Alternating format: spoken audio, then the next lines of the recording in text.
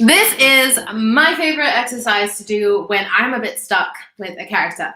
So basically, you can do it anywhere, but I think honestly, like I've even done it in the tube, like in the metro. So you just sit down, and there is an empty chair in front of you. Usually there's a bit more space, but it's a tight camera, so we're going to imagine that it is in front of me. And so we're just going to either close our eyes, or if we have really strong imagination, we can see the character with our eyes open. So we are going to see what shoes they're wearing. Are they wearing like pantyhose, or just like, are they wearing skirts or shorts or trousers? Like the character I see right now has like short heels, red sort of leather shoes. They kind of have like, if this is the foot, they have this covered in red, little strap, and they're wearing like pantyhose. Is that what it's called? And just like a red skirt, kind of like with thing, and they're just sitting back like this. There's like a cigarette, a white shirt, and a summer hat, and some sunglasses. So this is a character that I can imagine. And the funny thing is that it is. This is something really private that I've been using, but actually I wanted to share it because I shared it before, and a friend of mine like wrote to me, "Hey, by the way, I booked a job after doing this exercise." So the point is that as actors, like we have tons of tools. Like we go to classes, we read acting books, and we just do the exercises because we want to be better each and every time, and we learn from ourselves as well. So it's not like this is the one exercise that you will always need. It just happens to help me a lot to make sure that I understand my place in the creation of the story and I don't get ahead of myself. So the reason why I like to envision a character is because it's easier for me to understand that this is not me as Alessandra Rodriguez, me as Laura Samar, interpreting a character. So, let's see how creative I can be. It's more like this character is already alive, living, sort of breathing, and I'm merely just a vehicle for her story or their story to come to life. And, I can imagine her like nodding. She's understanding this. So even though it might seem trippy, kind of like a medium vibe, I think most actors would understand this because we play a lot with imagination, so we can understand this. So if you're not an actor, excuse, it might be a bit strange. So when we have the script, the script might tell us, oh, this character wears combat boots. Okay, so we see that it's just combat boots, so it's totally fine. Like with any acting exercise, even if we develop something huge, like we do so much homework for the character, so much prep work, and at the same time, and a little bit later, we realize that what this is not, the script that we read. Oh my god, I realize I have to read the script. Okay, okay, just remembered. Let me just give me 1 second. There we go. Now we're good. Let's finish this. So, so even after we do the character work, whatever exercise it is, we find out that there is an element that we imagine that doesn't mesh well with the rest of the script. It's not that we have to scrap everything and start again.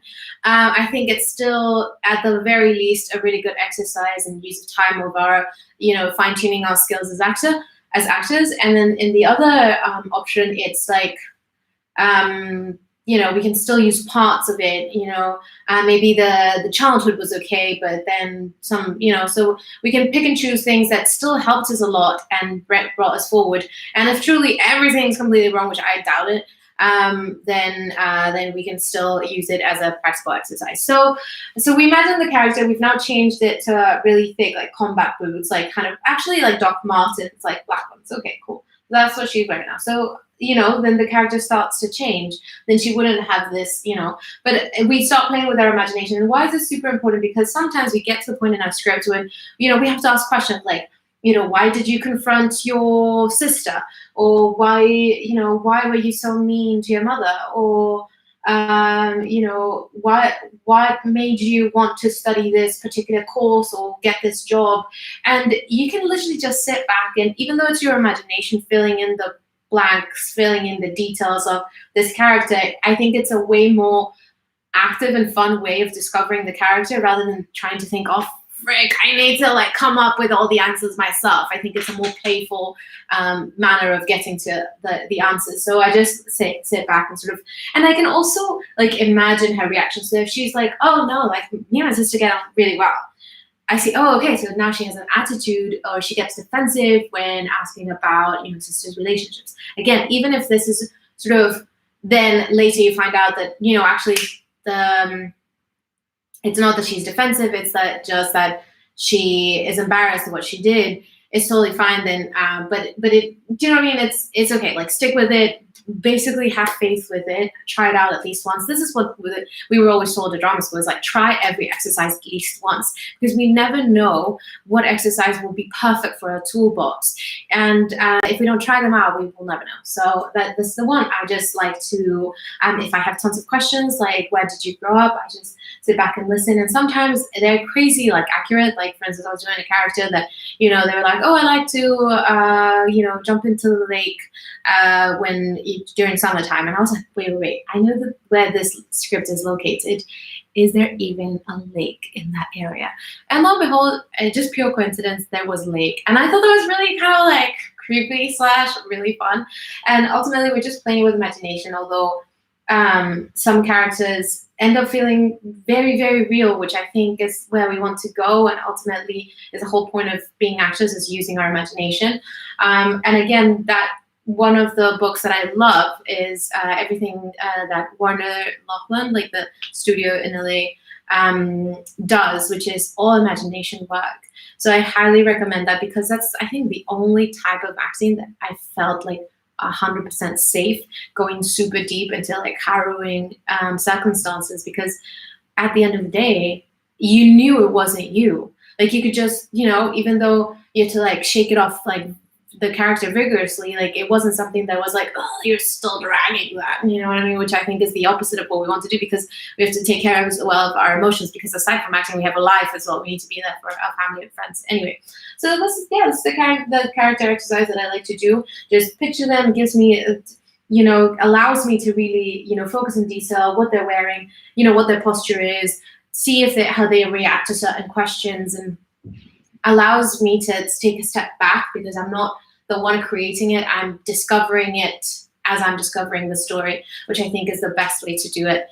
The more we can sort of take us out of the whole equation, the better, because it's not about our ego. It's not about how to be a good actor, because that is how exactly we can trip ourselves. Because we're like, oh, I just want to be the best actor. I want to be great. Well, that's not the point of the story. The point of the story is so to get out of it, like our personality, like who we are out of it, so that we can be a better vessel for the story. Like we can be a better, medium carriage, for this. And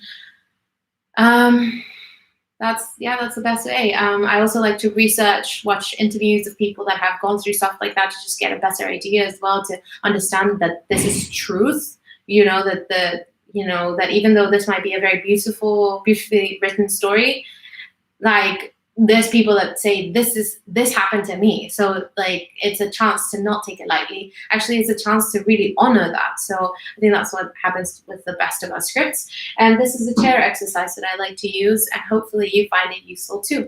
If anything, it is a wonderful imagination exercise.